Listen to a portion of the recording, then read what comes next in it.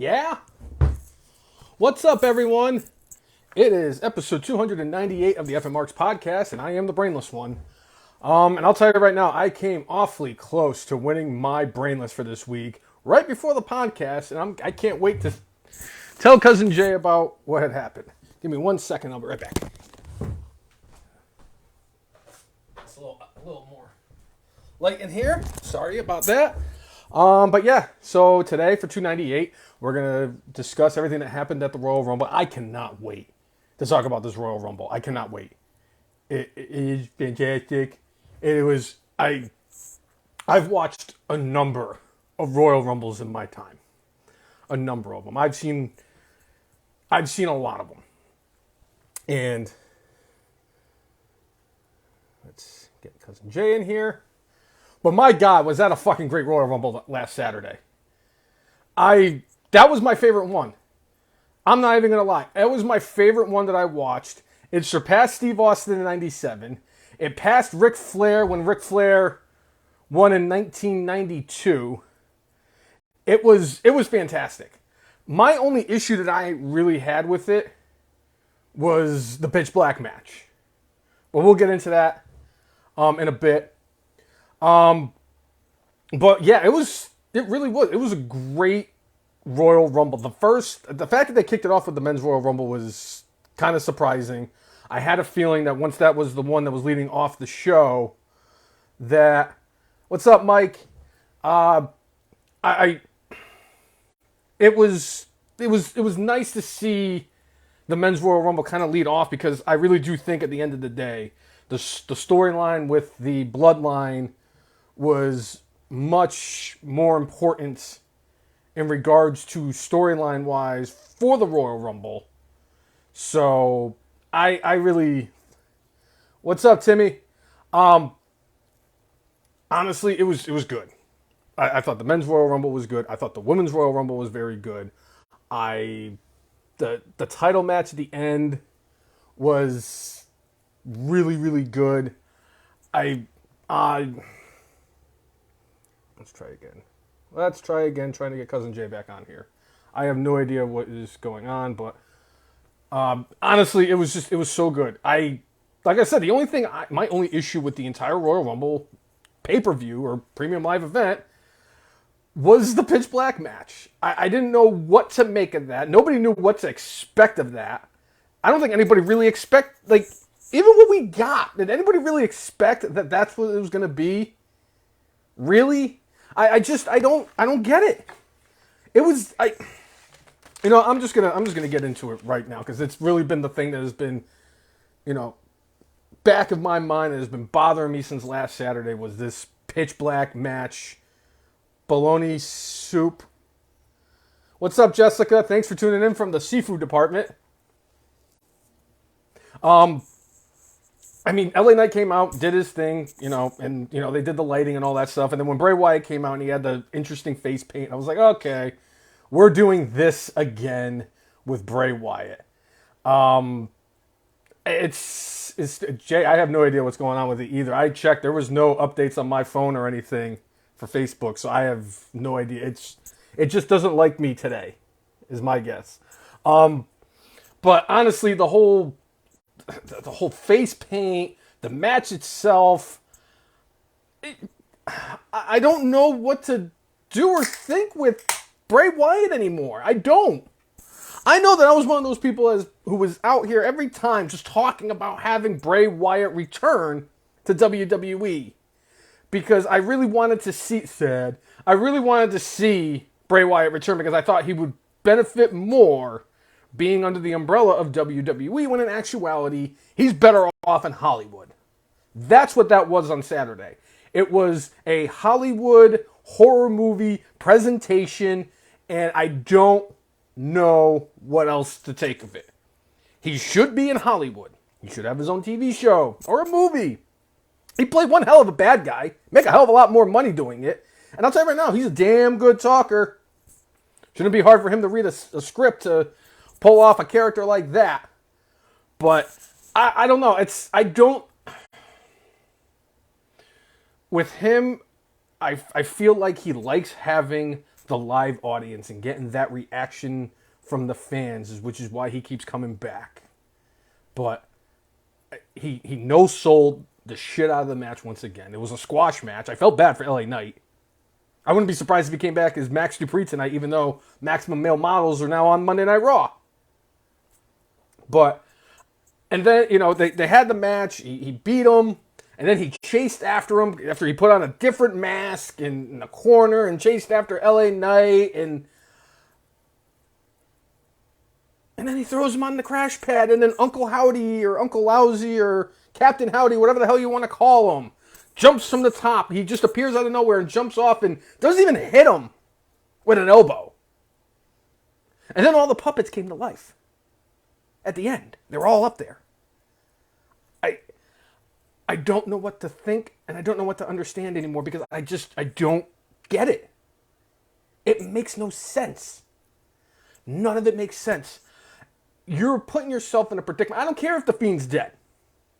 You're putting yourself in a predicament that you were in before where your booking got so fucked because of the fact that you had to do what you had to do. Seth Rollins said he didn't like that because of the way that it was hard for him to come back from losing to the Fiend. Other people say that. I'm starting to see it. Like, what the hell? Thank you. Chris Brown said it best. The question needs to be asked, where do they go from here and what was after what we were subjected to? The fact is that earlier this week, I think it was yesterday or today, they announced that they're going to have a Cinnamon Toast Crunch sponsored match at WrestleMania, and I cannot wait until we get Captain Howdy and Bray Wyatt in a bowl of cereal on a pole match. Or something stupid. Because it's WWE. I just... Nia Jax! Oh, God. That was another thing that really sucked. I like Bray. He's ultra talented. He's a great talker. He has people eating out of his hands. It's a very, very special gift that he has, because to have the people just eating out of your hands like this is just incredible. But now the fact that I can't even defend his in-ring work anymore. I can't even defend it. It's that bad. I don't think he's going to be able to get away with doing this. Is that what it's going to be? It's going to be a new sponsored match for every. That's fine. I guess that's fine. You want to make more money. I understand it, and I know that at the end of the day, I'm not going to fault somebody for trying to make more money. At the end of the day, it's what you're here for is to make money. But I have a feeling that's what it's going to be. It's either going to be that, or the Cinnamon Toast Crunch match is going to be sponsoring the Logan Paul, Seth Rollins match that's probably going to happen at WrestleMania. I mean, they planted a lot of seats for WrestleMania on Saturday. And I'll tell you, that's part of the reason why I love the Royal Rumble as much as I do. Because the Royal Rumble is, in my opinion, the absolute first day of the road to WrestleMania. And it's not even just because of the fact that you have the two Royal Rumble winners and champions are going to be defending titles, whether they do or not. But I don't know. I liked how they did what they did. I have a whole bunch of other issues that I had, and I'm just kind of nitpicking things at this point. I stopped watching. As soon as I found out that I stopped watching the Rumble and went to bed. I did not want to watch it anymore. I had to watch the Roman Reigns Kevin Owens match the next day because I couldn't. I couldn't subject myself after seeing her come out. I was like, nope, bed. I don't need to see Nia Jax on my television ever again. Sorry, I just don't. But Cody coming out at number 30 was really something I was like, okay, I don't get this. He should have been number 30 if you didn't announce him for the Royal Rumble. And I get the fact that you want to protect him because, spoiler alert, unless you missed it last Saturday, if you did, I'm sorry. But, spoiler alert, Cody Rhodes won the Royal Rumble last Saturday. He won it at 30. He shouldn't have been announced if he was going to come out as 30. If he had came out as 27, the lucky spot, the spot that has had the most winners, I would have been okay with it. But the fact, and I'm sure that they wanted to protect him, and I'm sure that he wanted to have that, his glorious entrance that he has with the adrenaline in my soul, you know, and he had the nice pop and the lights went out and, you know, wrestling has more than one royal family, yada, yada, yada. But he could have came on earlier. I love the fact that they did Gunther and Sheamus as 1 and 2. And I love how they booked Gunther for the entire match. Gunther was my MVP from Saturday. Lasting 70 plus minutes in the Royal Rumble. He looked good against pretty much everybody that's been in the ring. If they're going to do him right, and I really, really hope that they do, that is a step in the right direction. That and the long-ass Intercontinental Championship reign he's getting right now. They teased him and Brock. They had him and Sheamus. They had him and McIntyre. You know, just everything about that Royal Rumble, other than Cody winning at 30, I enjoyed the fuck out of. Oh, yeah, they could have had Cody. But my whole thing, Mike, was if they wanted to really save Cody for the back end of the Royal Rumble, like they did, they could have had him come out as 27. I like the idea of him and Gunther just going back and forth for, you know, for like 5-10 minutes, having like an actual wrestling match. That looked awesome. That was great. I love that. And I'll tell you right now, if anything, I don't know about anybody else who watched the Royal Rumble on Saturday, but I got a feeling that we just saw a future main event at WrestleMania, possibly next year at 40, between Cody Rhodes and Gunther. Gunther has been leaps and bounds the most impressive person to kind of, I don't want to say he flew under the radar, but, you know, because of the fact that with Sami and the Bloodline, he's kind of fallen under that whole thing where he can just kind of do his thing. He has really made that title important again. And like he said, it's about the man with the championship. It's not the championship itself. And he has brought prestige and glory back to that title. I mean, hell, I still remember when Triple H first took over in the summer. And they did the whole video package to celebrate the Intercontinental Championship and the U.S. Championship. And they did everything they could. And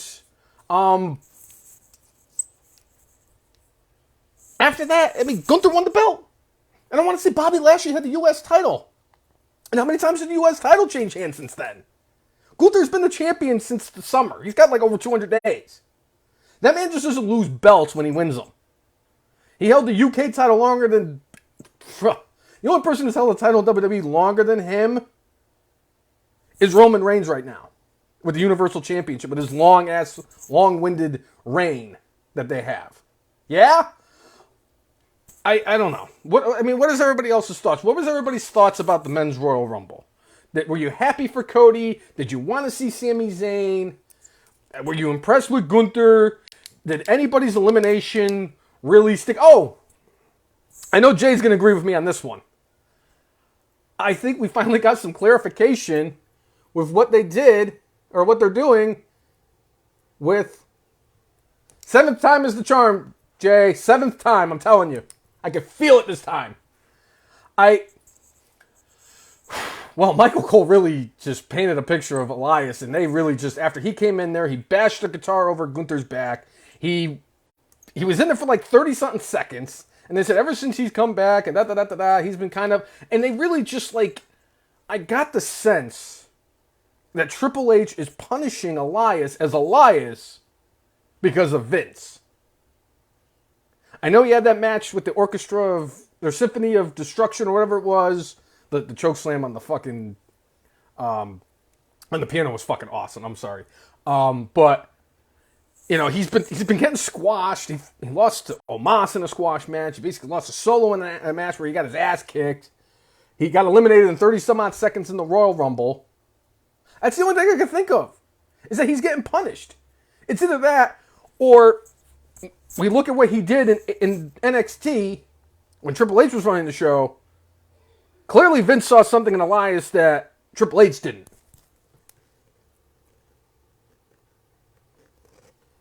And yeah, I think it's the whole Vince McMahon thing. I really do. I think that's the only thing that makes any sense. The guy is super over. He's not a terrible in-ring performer. He's got a nice shtick. He's gotten serious, lethal, ungodly heat on him from Seattle. Jay and I talk about that still today. How him and Kevin Owens got Seattle to almost go ECW one night stand on John Cena on his ass. I don't know what the hell he did. If Ricochet was peeing in Vince McMahon's cereal, clearly Elias took a dump in Triple H's chili or something. I don't know what to tell you. But honestly, because everything else about the Royal Rumble was great. I like the fact that Johnny Gargano had a nice, decent run in there. I was hoping that was going to be the case. You know, a lot of Karrion Kross getting eliminated in like less than 4 minutes was kind of funny to me. His entrance lasted longer than he did in the match. Brock Lesnar, I thought that we were going to book Brock Lesnar a certain way for the Rumble. That's got to be it. Because there's nobody in that Royal Rumble that's going to go up to Lesnar and beat him up to a point where he's just laying around or sneaks out of the ring or whatever. But no, he had to go in there, beat the shit out of a bunch of people. Bobby Lashley had to go. By the way, speaking of Brock Lesnar and Bobby Lashley, leave it to the bucktooth beaver fuck to ruin the face-off between Brock Lesnar and Gunther so we could watch Bobby Lashley get to the ring. How does this man still have a job? That's what I want to know. How does Bucky Beaver still collect a paycheck signed by whoever the hell signs the checks in WWE anymore when he is god-awful at his job? He's too busy worrying about beaver porn or damn porn. But honest to goodness, I was very happy for Cody Rhodes. Gunther really was my MVP. He would have gotten straight up my good for this week, but there was just so much good from last Saturday that I couldn't. But again, I'm thrilled for Cody Rhodes. He deserves this. He's the only person in WWE right now who deserves this just as much as Sami Zayn. And the fact that there's people out there going, well, you know, shit. I lost my train of thought. Son of a bitch. Yeah, Lesnar did get into he has some heat backstage because of the unplanned spot that they didn't know about and the fact that he went after referee Ed Orango. So I know he's got some heat, but how do you deal with Brock Lesnar having heat? What are you going to do? What are you going to tell Brock Lesnar? Hey, don't do that. Don't, you know, fuck. Oh, fuck, I just lost my train of thought. Kids. But how do you punish Brock? Seriously, how do you punish Brock Lesnar? He's Brock fucking Lesnar. He's the alpha male. But I like I said, the men's Royal Rumble was my favorite part about Royal Rumble last week. Bianca and Alexa, it really did feel like their match was kind of rushed, and I was really, really surprised that Bianca did win. I'm now convinced she's going to hold the title to WrestleMania. She's going to have that belt for a year. And rightfully so. And I know I say this, but now I don't think she's even defended the title at Elimination Chamber. We're going to find out who her number one contender for WrestleMania is at Elimination Chamber. Oh man, I can't wait to get into this. Jay, we got to figure out how to get you in here. Hold on a second. All right. So I'm going to close this out, and we're going to try to restart this so we can get Jay in here. So bear with us, and please stick around. We're going to try to get Jay in this, all right? See you guys in a bit.